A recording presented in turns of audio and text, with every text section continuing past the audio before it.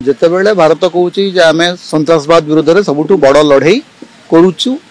ସେତେବେଳେ ଆମେ ଏମିତି ଗୋଟେ ବିଦେଶ ନୀତି ତିଆରି କରୁଛୁ ଯୋଉଥିରେ ଆମ ସାଙ୍ଗରେ କୌଣସି ବଡ଼ ରାଷ୍ଟ୍ର କି କୌଣସି ପଡ଼ୋଶୀ ରାଷ୍ଟ୍ର ଆମ ସାଙ୍ଗରେ ଠିଆ ହେଲେ ନାହିଁ।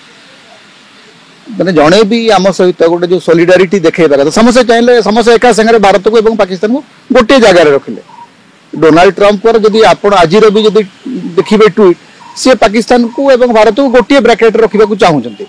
किंतु आमर तो उद्देश्य से ना आम तो पाकिस्तान सागर ब्राकेट ढाक चाहूँ नु आम गोटे कथा कहीचु जे पाकिस्तान गोटे सन्त्रासवादी मान प्रोत्साहित करुवा देश तेणु सन्त्रासवाद विरुद्ध आम संघर्ष कहते आम तो युद्ध कथा कहून तेणु जिते बेले आम सन्त्रासवाद विरोधी लड़ईर कथा कहूचे से पृथ्वी आमको विश्वास को नौ कि आमर जुक्ति को मानिकरी इंटरनेशनल मॉनिटरी फंड किछिटा पदक्षेप नेला कि पाकिस्तान विरुद्ध रे तेणु अनेक गुड़ाए कथा अच्छी जो आमर वैदेशिक व्यापार विभाग चिंता करबा दरकार जे कौन असुविधा है कहीं आम पछरे जमती पाकिस्तान पछरे सीधा सड़क तुर्की एवं चीन ठिया हेले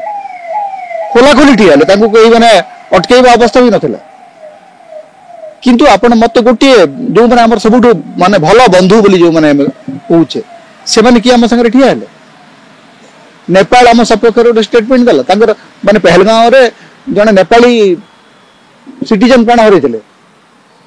नेपाल गोटे स्टेटमेंट देला आम सपक्ष बांग्लादेश तो आम शत्रु हो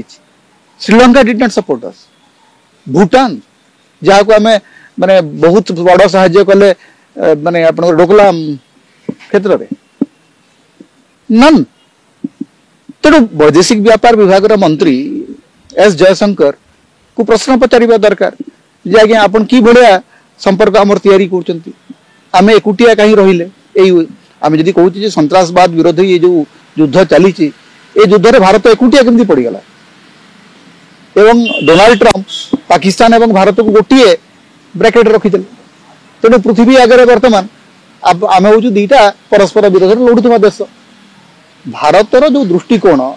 जे आम सन्त्रासवाद विरोधी लड़ई करुचु आम पाकिस्तान सहित किसी युद्ध कर से कथा को कन्विंस करिवारे भारत सरकार एवं भारतर वैदेशिक व्यापार विभाग कहीं भी फल एवं से प्रश्न जदि न पचारे भारतर नागरिक मान गोटे बड़ माने आज आज हूँ सब आत्मसमीक्षार दिक जे आम युद्ध विरोधी करना जदि आमे प्रथमे जो मान सन्त्रासवादी शिविर उपर आक्रमण करथिलु सेटा हमर अधिकार बोलिक आमे जानिछु आज से अधिकार बलरे जतेबेले भारत एवं पाकिस्तान भीतर उत्तेजना अछि आमे जदि आम भीतर शांति प्रतिष्ठा हेबार थिला अस्त्र विरति हेबार थिला ताले आमे दुई देश तार निष्पत्ति नै थान्ते आम दुई देशर सेना बाहिनी तार निष्पत्ति नै थान्ते अमेरिका राष्ट्रपति तांको तरफरु घोषणा करदेले जे अमेरिका एवं भारत भीतर सीजफायर हे गला भारतर प्रधानमंत्री ट्वीट कले ने प्रथम कि भारत एवं पाकिस्तान गोटे मिलित जॉइंट स्टेटमेंट जारी कले ने अमेरिका राष्ट्रपति भूमिका कौन एवं या भितर आणला कि अमेरिका राष्ट्रपति कहले से काश्मीर समस्या समाधान मध्यस्थता करेंगे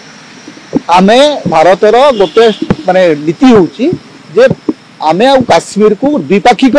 समस्या बोली भावु ना आमे कहूँ जे काश्मीर होची हमर अभेद्य अंग अविच्छिन्न अंग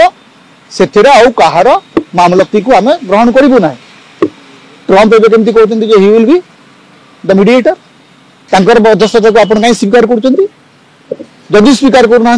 भारत सरकार कहतु जे काश्मीर संपर्क में आम डोनाल्ड ट्रम्प कौन मत को ग्रहण करूना प्रथम थर भारत गोटे एकुटिया ठिया सन्त्रासवाद विरोधी युद्ध एवं से भारतर वैदेशिक व्यापार विभाग को भारतवासी प्रश्न पचारिबा दरकार प्रधानमंत्री प्रश्न पचारिबा दरकार प्रधानमंत्री को सब कथा गोटे प्रचार रे हाड़ी देउचंदी भारतीय माने आमे 140 कोटी लोक आमे जहाँ चाहूलु से अनुसार कोड़ा कार्यानुष्ठान देउचंदी जते युद्ध विरति कले